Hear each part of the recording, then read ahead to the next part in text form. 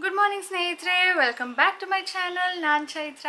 ಇವತ್ತು ಸ್ನೇಹಿತರೆ ಸ್ನಾನ ಮಾಡಿ ಬಂದಿದ್ದೀನಿ. ತಿಂಡಿ ಮಾಡಬೇಕು. ಇವತ್ತು ಬೇಗ ಸ್ನಾನ ಮಾಡಿದ್ದೀನಿ, ಅಂದರೆ ಇನ್ನೂ ಯಾರೂ ರೆಡಿ ಆಗಿಲ್ಲ, ಅದಕ್ಕೆ ತಿಂಡಿ ಮಾಡಿಲ್ಲ. ತಿಂಡಿಗೆ ಇವತ್ತು ಇಡ್ಲಿಗೆ ಹಾಕಿದ್ದೀನಿ. ಸೊ ಇಡ್ಲಿ ರೆಸಿಪಿ ಶೇರ್ ಮಾಡ್ತೀನಿ. ಇವತ್ತು ಒಂದು ಸ್ಪೆಷಲ್ ಇಡ್ಲಿ, ಸ್ಟಫ್ಡ್ ಇಡ್ಲಿ ಅಂತ ಮಾಡ್ತಾ ಇದ್ದೀನಿ. ಚೆನ್ನಾಗಿರುತ್ತೆ, ಒಂಥರ ಡಿಫ್ರೆಂಟಾಗಿ. ಇಡ್ಲಿ ಚಟ್ನಿ ಬದಲು ಈ ಥರ ಮಾಡಿದ್ರೆ ಚೆನ್ನಾಗಿರುತ್ತೆ, ಅದನ್ನು ಶೇರ್ ಮಾಡ್ತೀನಿ. ಹಾಗೆ ಈಗ ನಾನು ಹೊರಗಡೆ ಹೋಗೋದಕ್ಕೆ ರೆಡಿ ಆಗ್ತಾ ಇದ್ದೀನಿ. ಫೇಸ್ ಸ್ಕಿನ್ ಕೇರ್ ಮಾಡ್ಕೊಳ್ಬೇಕು. ಆ್ಯಕ್ಚುಲಿ ಈಗ ಎಲ್ಲಿಗೆ ಹೋಗ್ತಾ ಇದ್ದೀನಿ ಅಂದರೆ ಮತ್ತೆ ಹಾಸ್ಪಿಟಲ್ಗೆ. ನಿಮ್ಗೆಲ್ಲರಿಗೂ ನೆನಪಿದೆ ಆ್ಯಕ್ಚುಲಿ ಲಾಸ್ಟ್ ಇಯರ್ ನಾವೆಲ್ಲ ಎಷ್ಟು ಸಫರ್ ಆಗಿದ್ವಿ ಅಂದ್ಬಿಟ್ಟು. ಈಗಲೂ ನನಗೆ ಕಮೆಂಟ್ ರಿಸೀವ್ ಆಗುತ್ತೆ, ನಿಮ್ಮ ಹೆಲ್ತ್ ಅಪ್ಡೇಟ್ ಮಾಡಿ, ಇವಾಗ ಹೇಗಿದ್ದೀರಾ ಅಂತ ಹೇಳಿಬಿಟ್ಟು. ಯಾರೇ ನನಗೆ ಸಬ್ಸ್ಕ್ರೈಬರ್ ಸಿಕ್ಕಿದ್ರೂ ಕೂಡ ಹೊರಗಡೆ ಮೊದಲು ಕೇಳೋದೇ ಈಗ ನಿಮಗೆ ಹೆಲ್ತ್ ಹೇಗಿದೆ, ಸಾನು ಹೇಗಿದ್ದಾಳೆ, ಅಣ್ಣ ಹೇಗಿದ್ದಾರೆ ಅಂತಲೇ ಕೇಳ್ತಾರೆ. ಅಂದರೆ ನಾವು back to back 1 year full 3 ಜನನೂ ಸಫರ್ ಆಗಿದ್ದೀವಿ. ನಿಮ್ಮಲ್ಲಿ ಎಷ್ಟೋ ಜನ ಹೇಳಿದ್ರಿ, ಅಕ್ಕ ಎಲ್ಲೋ ದೃಷ್ಟಿ ಆಗಿದೆ ಅಕ್ಕ, ನಿಮ್ಮ ಫ್ಯಾಮಿಲಿಗೆ ದೃಷ್ಟಿ ತೆಗೆಸ್ಕೊಳ್ಳಿ, ಎಲ್ಲಾದರೂ ಹೋಗ್ಬಿಟ್ಟು ಜಾತಕ ಕೇಳಿ, ಯಾಕೆ ಈ ಥರ ಆಗ್ತಾಯಿದೆ ಒಂದು ಸಾರಿ ಕೇಳಿ ನೋಡಿ, ಏನಾದರೂ ಇರುತ್ತೆ, ಪೂಜೆ ಏನಾದರೂ ಮಾಡಿಸೋ ಆಗಿದ್ರೆ ಮಾಡಿಸಿ ಅಂತ ಎಲ್ಲರೂ ತುಂಬ ಕೇರಾಗಿ ಕನ್ಸರ್ನ್ ಆಗಿ ನನ್ನನ್ನು ಕೇಳ್ತಾ ಇದ್ರಿ. ವಿಶ್ ಕೂಡ ಮಾಡ್ತಾಯಿದ್ರಿ. ನನ್ನ ಬರ್ತ್ಡೇಗೆ ನಾನು ವಿಶಸ್ನ ನೋಡಿದ್ದೆ, ಒಳ್ಳೆ ಹೆಲ್ತ್ ಸಿಗಲಿ, ಚೆನ್ನಾಗಿರಿ ಎಲ್ಲರೂ ಅಂತ ಬ್ಲೆಸ್ ಮಾಡಿದ್ರಿ. So thank you for all those wishes. ಈಗ ಮತ್ತೆ ಹಾಸ್ಪಿಟಲ್ಗೆ ಹೋಗೋ ಪರಿಸ್ಥಿತಿ ಬಂದಿದೆ, ಬಟ್ ಈ ಸಾರಿ ಅಷ್ಟೊಂದು ಸೀರಿಯಸ್ ಆಗಿಲ್ಲ ಅಂದ್ಕೊಳ್ತೀನಿ. ಬಿಕಾಸ್ ರಾಜೇಶ್ ಒಂದು ಹಲ್ಲು ತೆಗೆಸ್ಬೇಕಿತ್ತು. 2-3 ಇಯರ್ಸಿಂದ ಕೂಡ ಅದು ಪೆಂಡಿಂಗಲ್ಲೇ ಇದೆ. ಒಂದು ಪ್ರ್ಯಾಂಕ್ ವಿಡಿಯೋಲಿ ನೋಡಿದ್ರಿ ನೀವು, ಅವತ್ತು ಹೋಗಿದ್ರು ಮತ್ತೆ ವಾಪಸ್ ಬಂದರು. ಸೊ ಲಾಸ್ಟ್ ವೀಕ್ ಹೋಗಿ ತೆಗೆಸಿದ್ದಾರೆ. ಈಗ ಸ್ಟಿಚ್ ಹಾಕಿರ್ತಾರಲ್ವ, ಅದನ್ನು ತೆಗ್ಸೋದಕ್ಕೆ ಹೋಗಬೇಕು. ಅಂದರೆ ಅವ್ರಿಗೆ ವಿಸ್ಡಮ್ ಟೀತ್ ಫುಲ್ ಹಿಂದೆ ಇರುತ್ತಲ್ಲ, ಅದು ಕ್ಯಾವಿಟಿ ಆಗಿತ್ತು. ಡಾಕ್ಟರು ರೂಟ್ ಕೆನಾಲ್ ಬದಲು ಅದನ್ನು ತೆಗೆಸ್ಬಿಡಿ ಅಂತ ಸಜೆಸ್ಟ್ ಮಾಡಿದರು. ಅದು ಜಾಸ್ತಿ ನೋವೇನು ಆಗ್ತಿರ್ಲಿಲ್ಲ ಅನಿಸುತ್ತೆ, ಅವ್ರು ತೆಗ್ಸೇ ಇರಲಿಲ್ಲ. ಫೈನಲಿ ತೆಗ್ಸಿದ್ರು. ಈಗ ಸ್ಟಿಚ್ ತೆಗ್ಸೋಕ್ಕೆ ಹೋಗ್ತಾ ಇದ್ದಾರೆ. ಸೊ ಸಾನುಗೆ ಹಲ್ಲು ತೆಗೆಸ್ಬೇಕು, ಮಧ್ಯ ಒಂದಿದೆ, ಅವಳು ಕರ್ಕೊಂಡು ಹೋಗ್ತಾ ಇದ್ದಾರೆ. ಅವ್ರ ಜೊತೆ ನಾನು ಹೋಗ್ತಾ ಇದ್ದೀನಿ. ಬಿಕಾಸ್ ನನಗೆ ಇಲ್ಲಿ ಒಂದು ಅದು ಕ್ಯಾವಿಟಿ ಅಂತ ನನಗೆ ಅನ್ನಿಸ್ತಾ ಇಲ್ಲ, ಫ್ರಂಟಲ್ಲೇ ಇರೋದು ಹಲ್ಲು. ನನಗೊಂಥರ ಬ್ಲಡ್ ಸ್ಟೇನ್ ಆಗಿದೆ ಅಂತ ಅನ್ನಿಸ್ತಾ ಇದೆ. ಸೊ ಅದೇನು ತಿಳ್ಕೊಳ್ಳೋಣ, ಅದಕ್ಕೇನಾದರೂ ಟ್ರೀಟ್ ಮಾಡ್ತಾರಾ, ಅಂದರೆ ಬ್ಲಡ್ ಸ್ಟೇನ್ ಕಾಣದಿರೋ ಥರ ರಿಮೂವ್ ಮಾಡೋದು ಏನಾದರೂ ಮಾಡ್ತಾರಾ. ಸೊ ಈಗ ಮೊದಲು ಹೋಗೋಣ, ಆಮೇಲೆ ತಿಂಡಿನ ಮಾಡಬೇಕು. ಸೊ ಹೊರಗಡೆ ಹೋಗೋ ಮುಂಚೆ ಸ್ನೇಹಿತರೆ ಸನ್ಸ್ಕ್ರೀನ್ ಲೋಷನ್ನ ಹಚ್ಚದೆ ಹೋಗಬೇಡಿ. ಇದು ಕ್ಯೂರ್ಸ್ಕಿಂದು. ಓಕೆ, ಸೊ ಇದು ಕ್ಯೂರ್ಸ್ಕಿಂದು. ಆ್ಯಂಡ್ ಇದ್ರ ಜೊತೆ ನನಗೆ ಮತ್ತೆ 2 ಪ್ರಾಡಕ್ಟ್ಸ್ ಇದೆ. ಇದು ನನಗೆ ರಾತ್ರಿ ಹೊತ್ತು ಯೂಸ್ ಮಾಡೋದು. ಸೊ ಬೆಳಿಗ್ಗಿನ ನನ್ನ ರುಟೀನು ಇಷ್ಟೇ, ವೆರಿ ಸಿಂಪಲ್, ವೆರಿ ಎಫೆಕ್ಟಿವ್ ಅಂತಲೇ ಹೇಳ್ಬೋದು. ಇದ್ರ ಜೊತೆ ಒಂದು ಫೇಸ್ ವಾಶ್ ಇದೆ, ಡೈಲಿ ಯೂಸ್ ಮಾಡಬೇಕು. ಇಷ್ಟೇ ನಮ್ಮ ಸ್ಕಿನ್ಗೆ ತಕ್ಕಂತೆ ನಮಗೆ ಡಾಕ್ಟರ್ಸು ಕೊಟ್ಟಿರೋದು. ಸೊ ಕ್ಯೂರ್ಸ್ಕಿನ್ ಪ್ರಾಡಕ್ಟ್ಸ್ ನಿಮಗೆ ಆ್ಯಪ್ ಮೂಲಕನೇ ತರಿಸ್ಕೊಡ್ಬೇಕು. ಇವರ ಒಂದು ಆ್ಯಪ್ ಇದೆ, ಲಿಂಕ್ನ ಡಿಸ್ಕ್ರಿಪ್ಷನಲ್ಲಿ ಇಟ್ಟಿರ್ತೀನಿ. ಸೊ ಅದು ಫಸ್ಟ್ ಟೈಮ್ ನೀವು ಡೌನ್ಲೋಡ್ ಮಾಡ್ಕೊಂಡಿದ್ದೀರಾ ಅಂದರೆ ನಿಮ್ಮ ಸ್ಕಿನ್ ಪ್ರಾಬ್ಲಮ್ ಏನಿದೆ ಅಂತ ಕೇಳ್ತಾರೆ. ಅದು ಕೆಲವೊಂದು ಕ್ವೆಶನೇರ್ಸ್ ಕೂಡ ಇರುತ್ತೆ. ಅದು ಆನ್ಸರ್ ಮಾಡಿದ ಮೇಲೆ ನಮ್ಮ ಫೋಟೋನ ಕೇಳ್ತಾರೆ, ಅಟ್ ಪ್ರೆಸೆಂಟ್ ಫೋಟೋ ಕೇಳ್ತಾರೆ. ಅದನ್ನು ಅನಾಲಿಸಿಸ್ ಮಾಡಿಬಿಟ್ಟು ನಮಗೆ ಪ್ರಾಡಕ್ಟನ್ನು ಸಜೆಸ್ಟ್ ಮಾಡ್ತಾರೆ. ಈ ಪ್ರಾಡಕ್ಟ್ಸ್ ನಮಗೆ ಸ್ಪೆಷಲೈಸ್ಡ್ ಡಾಕ್ಟರ್ ಸಜೆಸ್ಟ್ ಮಾಡೋದು. ಆ್ಯಂಡ್ ಇದರಿಂದ ನಮಗೆ ಯಾವುದೇ ಥರದ ಸೈಡ್ ಎಫೆಕ್ಟ್ಸ್ ಆಗೋದಿಲ್ಲ. ಹಾಗೆ ಹೆಲ್ತಿಯ ಸ್ಕಿನ್ನನ್ನು ನಾವು ಪಡಿಬೋದು. ಆ್ಯಂಡ್ ಈ ಪ್ರಾಡಕ್ಟ್ ನಿಮಗೆ 1500 ಅರೌಂಡ್ ಆಗುತ್ತೆ. ಇದರಲ್ಲಿ doctor fees, product cost, monthly review ಎಲ್ಲನೂ ಕೂಡ ಇನ್ಕ್ಲೂಡ್ ಆಗಿರುತ್ತೆ. ಇದು ನಾವು ಡೈಲಿ ಬೇಸಿಸ್ ಮೇಲೆ ಯೂಸ್ ಮಾಡಿದ್ರು ಮಿನಿಮಮ್ 2 ಮಂತ್ಸ್ ಅಂತೂ ಬರುತ್ತೆ. ಸೊ ನೀವು ಹೊರಗಡೆ ಎಲ್ಲೂ ಹೋಗದೆ, ಯಾವ ಡಾಕ್ಟರ್ ಚೆನ್ನಾಗಿದ್ದಾರೆ, ಮಂತ್ಲಿ ರಿವ್ಯೂಗೆ ಹೊರಗಡೆ ಹೋಗದೆ, ಮನೇಲೇ ಕೂತ್ಕೊಂಡು ನಿಮ್ಮ ಕನ್ವೀನಿಯನ್ಸಲ್ಲಿ ಈ ಪ್ರಾಡಕ್ಟ್ಸನ್ನು ತರಿಸ್ಕೊಳ್ಬೋದು. ಆ್ಯಸ್ ಐ ಸೆಡ್, ಏನು ಸೈಡ್ ಎಫೆಕ್ಟ್ಸ್ ಆಗೋದಿಲ್ಲ. ನೋಡಿ, ನಾನು ಈಗ ಇದು ಪ್ರಾಡಕ್ಟ್ಸ್ ಚೇಂಜ್ ಆಗಿರೋದು ನನಗೆ. ಸೊ ಇನ್ನು ಸ್ವಲ್ಪ ದಿನ ಆದಮೇಲೆ ನನ್ನ before and after skin analysis ನಿಮ್ಮ ಜೊತೆ ಶೇರ್ ಮಾಡ್ತೀನಿ. ಸೊ ಇದು ಪ್ರಾಡಕ್ಟ್ಸ್ ನೋಡಿ, ನೀವು ಪ್ಯಾಕಿಂಗ್ ಎಲ್ಲ ಚೇಂಜ್ ಆಗಿದೆ, ಪ್ರಾಡಕ್ಟ್ಸ್ ಕ್ವಾಲಿಟಿ ಕೂಡ ಮತ್ತಷ್ಟು ಚೆನ್ನಾಗಾಗಿದೆ. ಇದರ ಲಿಂಕ್ ನಾನು ಡಿಸ್ಕ್ರಿಪ್ಷನಲ್ಲಿ ಇಟ್ಟಿರ್ತೀನಿ, ನಿಮ್ಗೆ ಇಂಟ್ರೆಸ್ಟ್ ಇದ್ದರೆ ಚೆಕ್ ಮಾಡಿ. ಈಗ ಬನ್ನಿ ಬೇಗ ರೆಡಿಯಾಗಿ ಹೋಗೋಣ. ಇವತ್ತು ಮೇಕಪ್ ಅಂತ ಏನೂ ಇಲ್ಲ, ಸ್ಕಿನ್ ಡೈಲಿ ಬೇಸಿಸ್ ಮೇಲೆ ನಾನು ಸ್ಕಿನ್ ಕೇರ್ ಅಷ್ಟೇ ಮಾಡ್ಕೊಳ್ಳೋದು. ಒಂದು ಬೊಟ್ಟು ಹಿಡ್ಕೊಂಡು ಬೇಗ ಹೋಗಿ ಬರೋಣ, ಏನಂತಾರೆ ಡಾಕ್ಟ್ರು ಕೇಳೋಣ. ಮೊದಲು ನಾನು ಪಲ್ಯ ಮಾಡ್ಕೊಳ್ತಾ ಇದ್ದೀನಿ, ಇದೇ ಮೇನ್. ಓಕೆ, ಪಲ್ಯ ಮಾಡೋದಕ್ಕೆ ತುಂಬ ಡಿಫ್ರೆನ್ಸ್ ಅಂತ ಏನೂ ಇಲ್ಲ. ನಾರ್ಮಲಿ ನಾವು ಹೇಗೆ ಆಲೂಗೆಡ್ಡೆ ಪಲ್ಯ ಮಾಡ್ತೀವೋ ಅದೇ ರೀತಿಯಲ್ಲಿ ಎಣ್ಣೆ, ಸಾಸಿವೆ, ಕಡಲೆಬೇಳೆ ಹಾಕ್ತೀವಿ. ಕಡಲೆಬೇಳೆ ಬದಲು ನಾನಿಲ್ಲಿ ಉದ್ದಿನಬೇಳೆನ ಹಾಕ್ಕೊಳ್ತಾ ಇದ್ದೀನಿ. ಅದು ತುಂಬ ದಪ್ಪ ದಪ್ಪ ಇರುತ್ತಲ್ವ, ಸೊ ಸಣ್ಣಕ್ಕಿರಲಿ, ಕ್ರಂಚ್ ಬೇಕು ಅಂತ ಹೇಳಿಬಿಟ್ಟು. ಅದರ ಜೊತೆ ಸ್ವಲ್ಪ ಸಣ್ಣದಾಗಿ ಕಟ್ ಮಾಡ್ಕೊಂಡಿರೋ ಈರುಳ್ಳಿ, ಅದರ ಜೊತೆ ಕಟ್ ಮಾಡಿರೋ ಅಂಥ ಕರಿಬೇವು ಕೂಡ ಹಾಕಿದ್ದೀನಿ ಆ್ಯಂಡ್ ಮೆಣಸಿನ್ಕಾಯಿನ ರುಬ್ಬಿ ಹಾಕಿದ್ದೀನಿ, ನೀವು ನೋಡ್ಬೋದು. ಆ್ಯಸ್ ಅ ಹೋಲ್ ಹಾಗೇ ಕಟ್ ಮಾಡಿ ಹಾಕಿಲ್ಲ. ಇಷ್ಟನ್ನೆಲ್ಲ ನಾವು ಫ್ರೈ ಮಾಡಿಕೊಂಡು ಕಲರ್ಗೆ ಆ್ಯಂಡ್ ಫ್ಲೇವರ್ಗೆ ಅರಿಶಿನದ ಪುಡಿ, ಉಪ್ಪು ಎಷ್ಟು ಬೇಕೋ ಅಷ್ಟು ಹಾಕ್ಕೊಂಡು ಬೇಯಿಸ್ಕೊಂಡಿರೋ ಆಲೂಗೆಡ್ಡೆನ ನಾವು ಇದಕ್ಕೆ ಸೇರಿಸ್ಬೇಕು. ಕೊತ್ತಂಬರಿ ಸೊಪ್ಪು ಹಾಕ್ಬೋದು ಲಾಸ್ಟಲ್ಲಿ ಬೇಕಿದ್ರೆ ನೀವು ಸೇರಿಸಿ. ಇದಕ್ಕೆ ಬೇಯಿಸ್ಕೊಂಡಿರೋ ಆಲೂಗೆಡ್ಡೆ, ಇದು ಸ್ನೇಹಿತರೆ ನಾವು ಆಲೂಗೆಡ್ಡೆ ಪಲ್ಯ ಮಾಡಬೇಕಾದ್ರೆ ಸ್ವಲ್ಪ ಹಾಕಿ ದಪ್ಪ ದಪ್ಪ ಬಿಡ್ತೀವಿ. ಬಟ್ ಇದಕ್ಕೆ ದಪ್ಪ ಬಿಟ್ಟರೆ ಟೇಸ್ಟ್ ಬರೋದಿಲ್ಲ ನಮ್ಮ ಬಾಯಿಗೆ ಸಿಕ್ಕಿದಾಗ. ಅದಕ್ಕೆ ಇದನ್ನು ಫುಲ್ಲು ಸ್ಮ್ಯಾಶ್ ಮಾಡ್ಕೊಳ್ಬೇಕು. ನುಣ್ಣಗೆ ಅಂತಾರಲ್ಲ ಆ ರೀತಿಯಲ್ಲಿ ಫುಲ್ಲು ಸಾಫ್ಟಾಗಿ ಇದನ್ನು ಸ್ಮ್ಯಾಶ್ ಮಾಡಿಕೊಂಡು ಚೆನ್ನಾಗಿ ಮಿಕ್ಸ್ ಮಾಡ್ಕೊಳ್ಬೇಕು. ಇನ್ನು ಇದನ್ನು ಜಾಸ್ತಿ ಫ್ರೈ ಮಾಡಬೇಕು ಅಂತಿಲ್ಲ, ಮಿಕ್ಸ್ ಮಾಡಿಬಿಟ್ಟು ಇಳಿಸ್ಕೊಂಡ್ರೆ ಆಯಿತು. ಇದಕ್ಕೆ ನೀವು ಕೊಬ್ಬರಿ ತುರಿ ಹಾಕ್ಕೊಳ್ತೀನಿ ಅಂದರೆ ಹಾಕ್ಕೊಳ್ಳಿ, ಕೊತ್ತಂಬರಿ ಸೊಪ್ಪು ಹಾಕ್ತೀನಿ ಅಂದರೆ ಹಾಕ್ಕೊಳ್ಳಿ, ಜೀರಿಗೆ ಹಾಕ್ತೀನಿ ಅಂದರೂ ಕೂಡ ಹಾಕ್ಕೊಳ್ಬೋದು. ಈಗ ಇಡ್ಲಿ ತಟ್ಟೆಯಲ್ಲಿ ಎಣ್ಣೆ ಹಚ್ಕೊಂಡು ಅರ್ಧ ಮಾತ್ರನೇ ನಾನು ಇಡ್ಲಿ ಹಿಟ್ಟನ್ನು ತುಂಬ್ಕೊಳ್ತಾ ಇದ್ದೀನಿ. ಅರ್ಧನೇ ತುಂಬ್ಕೊಳ್ಬೇಕು, ಎಲ್ಲದಕ್ಕೂ ಒಟ್ಟಿಗೆ ತುಂಬ್ಕೊಳ್ತಾ ಇದ್ದೀನಿ. ಇದಕ್ಕೀಗ ನೋಡಿ ಆಲೂಗೆಡ್ಡೆನ ಸ್ವಲ್ಪ ಉಂಡೆ ಮಾಡಿಕೊಂಡು ಫ್ಲ್ಯಾಟ್ ಮಾಡಿಬಿಟ್ಟು ಅದ್ರ ಮಧ್ಯೆ ಇಡ್ತಾ ಇದ್ದೀನಿ. ಆ್ಯಕ್ಚುಲಿ ಈ ಸ್ಟಫಿಂಗ್ ಸ್ವಲ್ಪ ಜಾಸ್ತಿ ಇರಬೇಕು. ನಾನು ತುಂಬ ದಿನ ಆಗಿತ್ತು ನೋಡಿ, ಮರ್ತೋಗಿತ್ತು. ಸ್ವಲ್ಪ ಕಡಿಮೆ ಆಗಿದೆ ಅನ್ನಿಸ್ತಾ ಇತ್ತು. ಇದ್ರ ಜೊತೆ ನಾನು ಚಟ್ನಿ ಏನು ಮಾಡ್ತಾ ಇಲ್ಲ, ಯಾಕಂದರೆ ಇದೇ ಒಂದು ಡಿಫ್ರೆಂಟ್ ಫೀಲ್ ಕೊಡುತ್ತೆ. ಚಟ್ನಿ ಮಾಡಿದ್ರೆ ಮಾಮೂಲಿ ನಾವು ಏನು ಇಡ್ಲಿ ಚಟ್ನಿ ತಿಂತೀವೋ ಹಾಗನ್ಸುತ್ತೆ. ಸೊ ಇದು ನಾವು ಸಾಗು ತಿಂತೀವಲ್ವ ಇಡ್ಲಿ ಜೊತೆ, ಆ ಥರ ಫೀಲ್ ಬರುತ್ತೆ. ಸೊ ಇದು ಸ್ವಲ್ಪ ಸ್ಟಫಿಂಗ್ ಜಾಸ್ತಿ ಹಾಕ್ಕೊಳ್ಳಿ. ಇದು ಫಿಲ್ ಮಾಡಿದ್ಮೇಲೆ ನಾನು ಮೇಲ್ಗಡೆಯಿಂದ ಕವರ್ ಮಾಡ್ತಾ ಇದ್ದೀನಿ. ಅಂದರೆ ಮೊದಲು ಅರ್ಧ ಹಾಕಿದ್ದೆ, ಈಗ ಅರ್ಧ ಹಾಕಿಬಿಟ್ಟು ಕವರ್ ಮಾಡ್ತೀನಿ. ಕವರ್ ಮಾಡಿಬಿಟ್ಟು ಸ್ನೇಹಿತರೆ, ನಾವು ನಾರ್ಮಲ್ ಆಗಿ ಇಡ್ಲಿನ ಎಷ್ಟು ಹೊತ್ತು ಬೇಯಿಸ್ತೀವೋ ಅಷ್ಟೊತ್ತೇ ಇದನ್ನು ಬೆಂದರೆ ಸಾಕು. ಲೈಕ್ 10-15 ಮಿನಿಟ್ಸ್ ಬೇಯಿಸಿ ಆಯಿತು ಸ್ನೇಹಿತರೆ. ನೋಡಿ ಒಳಗಡೆ ಸ್ವಲ್ಪ ಹೋಗಿದೆ, ಅದು ಏರ್ ಇರುತ್ತಲ್ವ, ಆ ಏರ್ ಜಾಗದಲ್ಲಿ ಆ ಥರ ಒಳಗಡೆ ಹೊಟ್ಟೋಗಿದೆ. ಇದು ತುಂಬಾ ಡಿಫ್ರೆಂಟಾಗಿ ಟೇಸ್ಟ್ ಮಾಡುತ್ತೆ. ಸಾನು ಅಂತ ಇದ್ಲು, ಮಮ್ಮ ಒಂದು 2 ಡೇಸ್ ಬ್ಯಾಕ್ ಇಡ್ಲಿ ಮಾಡಿದ್ದೆ, ಮತ್ತೆ ಇವತ್ತು ಮಾಡಿದ್ಯಾ ಅಂತ ಹೇಳಿಬಿಟ್ಟು. ಬಟ್ ಈ ಥರ ಮಾಡಿದ್ದೀನಿ ಅಂದಾಗ ಅವಳಿಗೆ ಖುಷಿ ಆಯಿತು. ಓ ಡಿಫ್ರೆಂಟ್, ಬರೀ ಇಡ್ಲಿ ಚಟ್ನಿ ಅಲ್ಲ ಅಂತ ಹೇಳಿಬಿಟ್ಟು. ಸೊ ಈ ಥರ ಮಾಡಿಕೊಡಿ, ಡಿಫ್ರೆಂಟಾಗಿ ಚೆನ್ನಾಗಿರುತ್ತೆ. ನಾನು ಚಟ್ನಿ ಮಾಡಿಲ್ಲ, ನೀವು ಬೇಕಿದ್ರೆ ಮಾಡಿ. ಆ್ಯಂಡ್ ಸ್ಟಫಿಂಗು ಸ್ವಲ್ಪ ಜಾಸ್ತಿ ಹಾಕಬೇಕಾಗತ್ತೆ.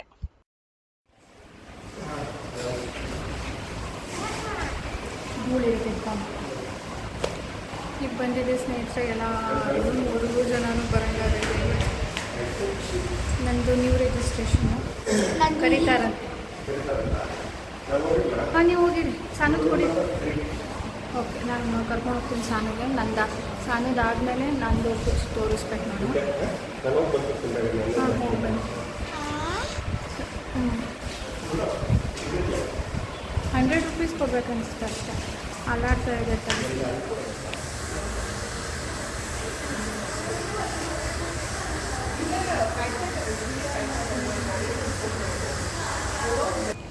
ಸಾನದು ಹಲ್ ರಿಮೂವ್ ಮಾಡಿ ಆಯಿತು. ಆಟಾಡ್ತಾ ಇದ್ದಾಳೆ ಈಗ ಒಬ್ಬಳೇ ಇಲ್ಲಿ. ಆ್ಯಕ್ಚುಲಿ ಸಾನಿಗೆ ಬಿಟ್ಬಿಟ್ಟು ನಾನು ಹೋಗಿದ್ದೆ ನನ್ನ ಹಲ್ಲು ತೋರಿಸೋಣ ಅಂತ ಹೇಳಿಬಿಟ್ಟು. ನನಗೂ ಹಲ್ಲು ತೆಗಿಬೇಕಂತೆ ಸಾನು ಥರ. ಸಾನು ಇಸ್ ಸೊ ಹ್ಯಾಪಿ. ಸಿ ನೋಡಿ ಸ್ನೇಹಿತರೆ, ಈ ಹಲ್ಲು ಅದು ನನಗೆ ಈ ಥರ ಕವರ್ ಆಗಿರುತ್ತಲ್ವ, ಕಾಣ್ತಾನೇ ಇರಲಿಲ್ಲ, ನೋವು ಕೂಡ ಇರಲಿಲ್ಲ, ಸುಮ್ಮನಾಗ್ಬಿಟ್ಟಿದೆ. ಅದು ಯಾವಾಗ ಸ್ವಲ್ಪ ದಿನದಲ್ಲಿ ರಾಜೇಶ್ ಅಬ್ಸರ್ವ್ ಮಾಡಿದ್ದದು, ನೋಡು ಕ್ಯಾವಿಟಿ ಆಗ್ತಾ ಇದೆ ಅಂದ್ಬಿಟ್ಟು. ನಾನು ಸರಿ ತೋರಿಸೇ ಬಿಡೋಣ, ನೋವೇನೂ ಇಲ್ಲ, ತೋರಿಸ್ಬಿಡೋಣ, ಸ್ವಲ್ಪದ್ರಲ್ಲಿ ಏನಾದರೂ ಟ್ರೀಟ್ ಮಾಡ್ಬೋದೇನೋ ಅಂತ ಬಂದರೆ ದೊಡ್ಡ ಶಾಕೇ ಇದೆ. ಈ ಹಲ್ಲು ತೆಗಿಬೇಕಂತೆ, ಅದ್ರ ಒಳಗಡೆ ಇನ್ನೂ ಒಂದು ಹಲ್ಲಿದೆಯಂತೆ, ಅದು ಹೊರಗಡೆ ಬರಬೇಕಂತೆ.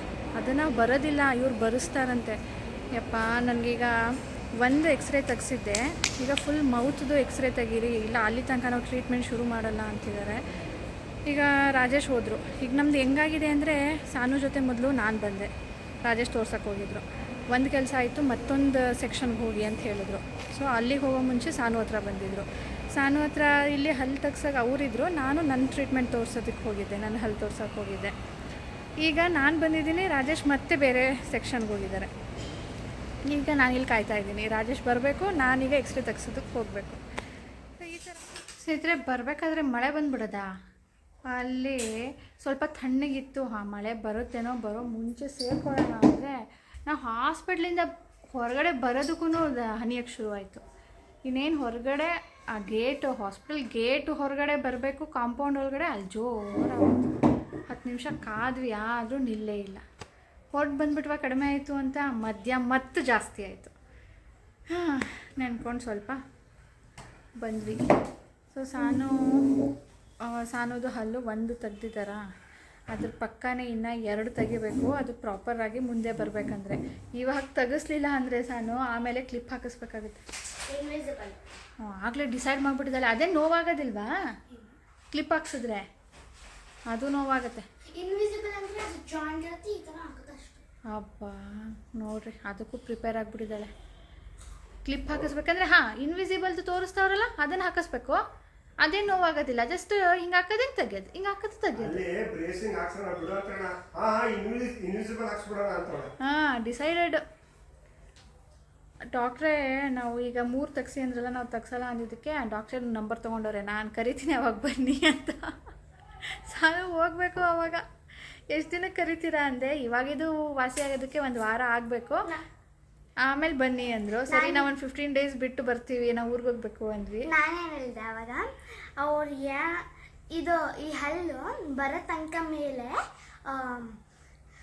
ಅವ್ರು ಫೋನ್ ಮಾಡ್ತಾ ಇರಲ್ಲ, ಅವಾಗೆಲ್ಲ ಹೇಳ್ಬೇಡ, ಇಲ್ಲ ನಾವು ಬ್ಯುಸಿ ಇದ್ದೀವಿ, ನಾವು ಇನ್ನೂ ಟ್ರಾವೆಲ್ ಮಾಡ್ತಾ ಇದ್ದೀವಿ ಅಂತ. ನಿನಗೆ ಕಷ್ಟ, ಅವ್ರಿಗಲ್ಲ. ನಮ್ದಕ್ಕೆ ಹೋಗ್ಬೇಕು ನೆಕ್ಸ್ಟು. ನಿಮ್ಗೆ ಯಾವಾಗ ಬನ್ನಿ, ಯಾವಾಗ ಆಗುತ್ತೋ ಅವಾಗ ಬನ್ನಿ ನೀವೇ ಅಂತ ಹೇಳ್ಬಿಟ್ಟಿದ್ದಾರೆ.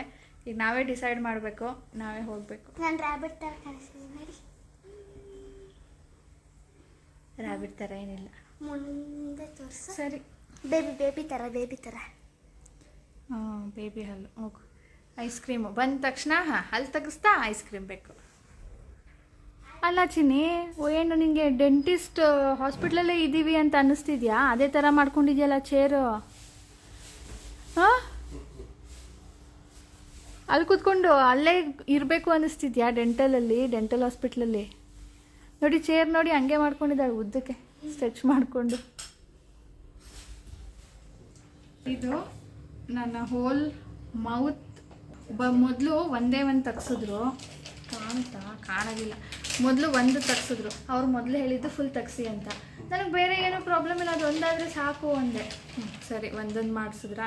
ಆಮೇಲೆ ನೋಡಿ ಅಲ್ಲಿದೆ ಒಳಗಡೆ, ಇದೇ ಥರ ಇನ್ನೆಲ್ಲಿದೆ ಅಂತ ನೋಡಬೇಕು. ನೋಡಲಿಲ್ಲ ಅಂದರೆ ಅವ್ರು ಟ್ರೀಟ್ ಮಾಡೋದಿಲ್ಲ. ಫುಲ್ ತೆಗೆಸ್ಕೊಂಡು ಬನ್ನಿ ಅಂದರು.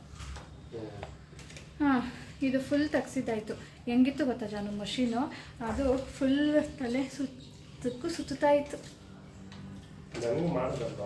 ಈ ಥರ ಮಾಡಿಸಿದ್ರ ಫುಲ್ ಹಲ್ಲೊಂದು. ಕಾಣ್ತಿದ್ಯಾ? ಲೈಟ್ ಹಿಡಿದ್ರೆ 300. ನೋಡಿ ನನ್ನ ಹಲ್ಲುಗಳು ಇದರಲ್ಲಿ ಕ್ಲೀನ್. ಅಡುಗೆಗೆ ಇವತ್ತು ಸಾರಿದೆ, ಅದಕ್ಕೆ ಅನ್ನ ಮಾಡಿದೆ. ಈಗ ಬಂದು ಅದು ಆಗುವಷ್ಟೊತ್ತಿಗೆ ನಾನೊಂದು ಕುರ್ಕುರೆ ಬೆಂಡಿ ಮಾಡ್ತಾಯಿದ್ದೀನಿ. ಇದು ಸ್ವಲ್ಪ ಬೆಂಡೆಕಾಯಿ ಇತ್ತು, ಸೊ ಸಾನಕ್ಕೆ ತುಂಬಾ ಇಷ್ಟ ಇದು ಅಂದ್ಬಿಟ್ಟು ಯಾವಾಗಲಾದರೂ ಒಂದು ಸರಿ ಮಾಡ್ತೀನಿ. ಸೊ ಇದಕ್ಕೆ ನಾನೀಗ ಕಡಲೆ ಹಿಟ್ಟು ತೊಗೊಂಡಿದ್ದೀನಿ, ಅಕ್ಕಿ ಹಿಟ್ಟು 1 ಸ್ಪೂನ್ ಹಾಕಿದ್ದೀನಿ, ಖಾರ, ಸ್ವಲ್ಪ ಅರಿಶಿನದ ಪುಡಿ, ಸ್ವಲ್ಪ ಜೀರಿಗೆ, ಸ್ವಲ್ಪ ಫ್ಲೇವರ್ಗೆ ಇಷ್ಟೇ, ಆ್ಯಂಡ್ ಉಪ್ಪು. ಇಷ್ಟನ್ನು ನಾವು ಮಿಕ್ಸ್ ಮಾಡಿಕೊಂಡು ಇದಕ್ಕೆ ಜಾಸ್ತಿ ನೀರು ಹಾಕೋ ಹಾಗಿಲ್ಲ, ಬಜ್ಜಿ ಥರ ಮಾಡೋ ಹಾಗಿಲ್ಲ. ನೋಡಿ ಈ ಥರ ಉದ್ದುದ್ದಕ್ಕೆ ಕಟ್ ಮಾಡ್ಕೊಂಡಿದ್ದೀನಲ್ಲ ಬೆಂಡೆಕಾಯಿ, ಅದ್ರಲ್ಲಿ ಸ್ವಲ್ಪ ನೀರಿನ ಅಂಶ ಇರುತ್ತೆ, ಅದು ಈ ಹಿಟ್ಟನ್ನು ಹೀರ್ಕೊಳ್ಬೇಕು.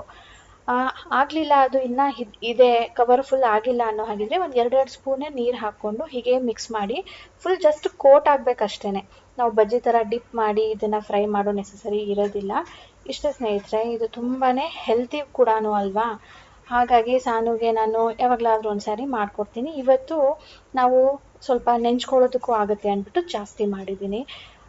ಇದು ಚೆನ್ನಾಗಿರುತ್ತೆ, ದೊಡ್ಡವ್ರಿಗೂ ಇಷ್ಟ ಆಗುತ್ತೆ, ಮಕ್ಳಿಗೂ ಅಷ್ಟೇ ಇಷ್ಟ ಆಗುತ್ತೆ. ಚಿಪ್ಸು ಅದು ಇದು ಕೊಡೋ ಬದಲು ಈ ಥರ ಮಾಡಿ ಕೊಡ್ಬೋದಲ್ವಾ. ಆ್ಯಂಡ್ ಬಜ್ಜಿ ಅಂದರೆ ಅದು ಕೂಡ ಜಾಸ್ತಿನೇ ಎಣ್ಣೆ ಕುಡಿಯುತ್ತೆ. ಸೊ ಇದು ಬೆಂಡೆಕಾಯಿ ಇಟ್ಸ್ ವೆರಿ ಹೆಲ್ತಿಯ ವೇಯಲ್ಲಿ. ಸೊ ಇದನ್ನು ನಾವು ಫ್ರೈ ಮಾಡಬೇಕಾದ್ರೆ ಒಂದೊಂದೇ ಬಿಡಿಸಿ ಮಾಡಬೇಕು, ಇಲ್ಲಾಂದರೆ ಫುಲ್ ಅಂಟ್ಕೊಂಡು ಬಿಡುತ್ತೆ. ಸೊ ಆದಷ್ಟು ಕಲರ್ ನೋಡ್ಬಿಟ್ಟು ತೆಗೆದ್ಬಿಡಿ. ತುಂಬ ಹೈ ಫ್ಲೇಮಲ್ಲಿ ಇಟ್ಕೊಂಡು ಉರಿಬೇಡಿ, ಕಲರ್ ಚೆನ್ನಾಗಿರಲ್ಲ, ಫ್ಲೇವರ್ ಚೆನ್ನಾಗಿರಲ್ಲ, ಆ್ಯಂಡ್ ಬೆಂಡೆಕಾಯಿ ಫ್ರೈ ಕೂಡ ಆಗಿರೋದಿಲ್ಲ. ಆಗಬೇಕು ಅಂದರೆ ಅದು ಕರೆಕ್ಟಾಗಿ ಮೀಡಿಯಮ್ ಫ್ಲೇಮಲ್ಲೇ ಮಾಡಬೇಕು, ತುಂಬಾ ಚೆನ್ನಾಗಿರುತ್ತೆ. ಸ್ವಲ್ಪ ಮಳೆ ಬಿದ್ದಿದ್ದಕ್ಕೆ ತಣ್ಣಗಿದೆ, ಅಂದರೆ ದಿನ ಬಿಸಿಲಿರುತ್ತಲ್ವ ಅದಕ್ಕಿಂತ ಇವತ್ತು ಓಕೆ. ಅದ್ರ ಜೊತೆಗೆ ಏನಾದರೂ ಒಂದು ಕ್ರಿಸ್ಪಿ ತಿನ್ನಬೇಕು ಅನ್ನಿಸ್ತಿತ್ತು. ಸೊ ಕುರ್ಕುರೆ ಬೆಂಡಿ ಮಾಡ್ಕೊಂಡಿದ್ದ, ಫುಲ್ ಕ್ರಿಸ್ಪಿ. ಸಾನು ಬಾ ಬಡ್ಸಿಟ್ಟಿದ್ದೀನಿ. ಸಾನು ಕುರ್ಕುರೆ ಬೆಂಡಿ ತಿನ್ಬೋದಾ? ಹಾರ್ಡ್ ಅಲ್ವಾ? ಓನ್ಲಿ ಸಾಫ್ಟ್ ಅಂತ ಹೇಳಿರೋದು ಡಾಕ್ಟ್ರು. ಹಾರ್ಡ್ ಇಲ್ವಾ ಸನ? ಹೂನ ಸ್ವಲ್ಪ ಹಾರ್ಡ. ಇದು ತಿನ್ಬೋದು ಅಂದರೆ ಮೇ ಬಿ ಚಪಾತಿನೂ ತಿನ್ಬೋದು. ಇದಕ್ಕಿಂತ ಸಾಫ್ಟ್ ಇರುತ್ತಾನೆ ಚಪಾತಿ. ನೋಡ್ರಿ ಮಕ್ಕಳು ಹೆಂಗಂದ್ರಂಗೆ ತಿರುಗ್ತಾರ ಪಲ್ಟಿ. ಏನು ಸನಿ ಊಟದ ಬಗ್ಗೆ ಸಾನು ಇದಾ ಅದು ಮಾಡಿಕೊಡು, ಇದು ಮಾಡಬೇಡ, ಇದು ಈ ನೆನ್ನೆ ತಾನೇ ಮಾಡಿದ್ದೆ ಅಲ್ವಾ, ಇವತ್ತು ಮತ್ತೆ ಮಾಡ್ತಿದ್ಯಾ ಅಂತ ಎಲ್ಲ ಕೇಳೋಕ್ಕೆ ಶುರು ಮಾಡೋರೆ. ಮೊದಲು ಈ ಥರ ಇರಲಿಲ್ಲ, ಏನು ಕೊಟ್ರು ಚೆನ್ನಾಗಿದೆ ಆ್ಯಂಡ್ ಇಷ್ಟಪಡ್ತೀನಿ ಅವಳು. ಈಗಲೂ ಥ್ಯಾಂಕ್ ಯು ಹೇಳ್ತಾಳೆ, ಆದರೆ ಮೊದಲು ಹತ್ರ ಹೇಳ್ಬಿಟ್ಟು ಆಮೇಲೆ ಥ್ಯಾಂಕ್ ಯು ಹೇಳೋದು. ಬಟ್ ನಾನು ಮೊದಲಿನ ಥರನೇ ಇರಬೇಕಿತ್ತಪ್ಪ. ಫುಡ್ಗೆ ತುಂಬ ಇಷ್ಟಪಡೋವಳು. ಈಗ ಸ್ವಲ್ಪ ನಖರ ಶುರುವಾಗಿದೆ. ಸ್ನೇಹಿತರೆ, ಮಧ್ಯಾಹ್ನ ಮಳೆ ಬಂತು, ಆದರೂ ಕೂಡ ಈಗ ಬಿಸಿಲು ನೋಡಿ ಹೇಗಿದೆ ಅಂತ ಹೇಳಿಬಿಟ್ಟು ಆ ಮೊಮೆಂಟಲ್ಲಿ ಜೋರು ಮಳೆ ಬಂತು ಅಷ್ಟೇ. ಬಿಸಿಲು ಮತ್ತು ಸಖತ್ತಾಗಿದೆ. ಸೊ ಬೆಳಿಗ್ಗೆ ಹಾಸ್ಪಿಟಲ್ಗೆ ಹೋಗಿ ಬಂದಿದ್ದು ನನಗೇನು ಅನ್ನಿಸ್ತು ಅಂದರೆ, ಆ್ಯಕ್ಚುಲಿ ಡಾಕ್ಟರ್ ಹೇಳಿದ ಪ್ರಕಾರ ನನಗೆ ಟೀನೇಜಲ್ಲೇ ನಾನು ಈ ಥರ ಡಿಟೆಕ್ಟ್ ಆಗಿಬಿಟ್ಟು ಆ ಹಲ್ಲನ್ನು ತೆಗ್ಸಿದ್ರೆ ಒಳಗಡೆ ಏನು ತಿಂತಿದ್ಯೋ ಅದು ಅದಾಗದೇ ಹೊರಗಡೆ ಬರೋದಂತೆ. ಸೊ ನಾವು ಹೇಗೆ ಅಂದರೆ ಸಿವಿಯರ್ ತೊಂದರೆ ಆಗೋ ತನಕ ಹಾಸ್ಪಿಟಲ್ ಹತ್ರ ಹೋಗೋದಿಲ್ಲ. ಹಾಸ್ಪಿಟಲ್ ಹತ್ರ ಹೋದರೆ ಏನೋ ಒಂದು ನಮ್ಗೆ ಈಗಲೂ ಹಾಗೆ ಅನಿಸ್ತದೆ, ಅಯ್ಯೋ ಹಾಸ್ಪಿಟಲ್ಗೆ ಹೋಗ್ಬೇಕಾ, ಹೋಗಿದ್ರಾ, ಯಾಕೆ ಹೋಗಿದ್ರಿ ಅಂತೆಲ್ಲನೂ ಗಾಬರಿ ಆಗ್ತಾರೆ ಮನೇಲಿ ಹೇಳಿದ್ರೆ. ಅದೇ ಥರ ಈಗಲೂ ಕೂಡ ಆಗಿರೋದು. ಮೊದಲೇ ಏನಾದ್ರೂ ನಮ್ಮ ಓರಲ್ ಕೇರ್ ಹೇಗಿದೆ ಅಂತ ನಾವೇನಾದರೂ ವರ್ಷಕ್ಕೊಂದು ಸರಿನೋ 2 years ಒನ್ಸು ಮಾಡಿಸ್ಕೊಂಡಿದ್ದಿದ್ರೆ ಈ ಥರ ತೊಂದರೆ ಆಗ್ತಾ ಇರಲಿಲ್ಲ. ಮೊದಲು ಇಷ್ಟೊಂದು ಪ್ರಾಬ್ಲಮ್ ಯಾವತ್ತೂ ಆಗಿರಲಿಲ್ಲ, ಹಾಗಾಗಿ ನಾವು ಹೋಗೂ ಇಲ್ಲ, ತೋರಿಸ್ಕೊಂಡೂ ಇಲ್ಲ. ಈಗ ಅವರು ಆ ಹಲ್ಲನ್ನು ರಿಮೂವ್ ಮಾಡಿಬಿಟ್ಟು ಆ್ಯಂಡ್ ತೆಗ್ಸಿದ ಮೇಲೆ ಸುಮ್ಮನಿರೋಕ್ಕೂ ಆಗೋದಿಲ್ಲ, ಅದನ್ನು ಹೊರಗಡೆ ತರಿಸ್ಬೇಕು ಅಥವಾ ಬೇರೆದ ಹಲ್ಲು ಕಟ್ಟಿಸ್ಬೇಕಾಗತ್ತೆ. ಏನೇನೋ ಇದೆ ಸ್ನೇಹಿತರೆ. ಸದ್ಯಕ್ಕೊಂದು 15 days ನಾವು ತೋರಿಸ್ಕೊಳ್ಳೋದಕ್ಕಾಗೋದಿಲ್ಲ. ನೆಕ್ಸ್ಟ್ ವೀಕು ಸಾನು ಎಕ್ಸಾಮ್ ಇದೆ, ಸ್ಪೆಲ್ ಬಿ ಇದೆ ಅಂತ ಹೇಳಿದ್ದೆ ನೋಡಿ, ಅದು ನೆಕ್ಸ್ಟ್ ವೀಕೇ ಇರೋದು. So next weekend next weekend ಊರಿಗೆ ಹೋಗೋದಿದೆ. ಸೊ ಅಲ್ಲಿ ಹೋಗಿ ಬಂದ ಮೇಲೆ ನಾವು ತೋರಿಸ್ಕೊಳ್ತೀವಿ. ಸೊ ನಾನೇನು ಹೇಳೋದು ಅಂದರೆ, ದೊಡ್ಡ ತೊಂದರೆ ಅಂತ ಅಂದ್ಕೊಂಡು ನಾವು ಹೋಗದೆ ಅವಾಯ್ಡ್ ಮಾಡೋ ಬದಲು ಹೋಗಿ ಸಣ್ಣ ಪುಟ್ಟದ ಇದ್ದಾಗಲೇ ತೋರಿಸ್ಕೊಂಡ್ರೆ ನಮಗೆ ಲಾಂಗ್ ರನ್ನಲ್ಲಿ ಒಳ್ಳೆಯದಾಗತ್ತೆ ಅಂತ ನನಗೆ ಅನಿಸಿದ್ದು ಇವತ್ತು. ಸೊ ಇದರೊಂದಿಗೆ ಸ್ನೇಹಿತರೆ ಇವತ್ತಿನ ವಿಡಿಯೋ ಎಂಡ್ ಮಾಡ್ತೀನಿ. ನಿಮ್ಮೆಲ್ಲರಿಗೂ ಇಷ್ಟ ಆಗಿದೆ ಅಂದ್ಕೊಳ್ತೀನಿ. Please like, share and subscribe ಮಾಡ್ಕೊಳ್ಳಿ. ನೋಡ್ತಾ ಇದ್ದರೆ ಪ್ಲೀಸ್ ಸಬ್ಸ್ಕ್ರೈಬ್ ಮಾಡ್ಕೊಳ್ಳಿ. ಬೈ ಬೈ ಸ್ನೇಹಿತರೆ, ಸಿಗೋಣ ಮುಂದಿನ ವೀಡಿಯೋಲಿ.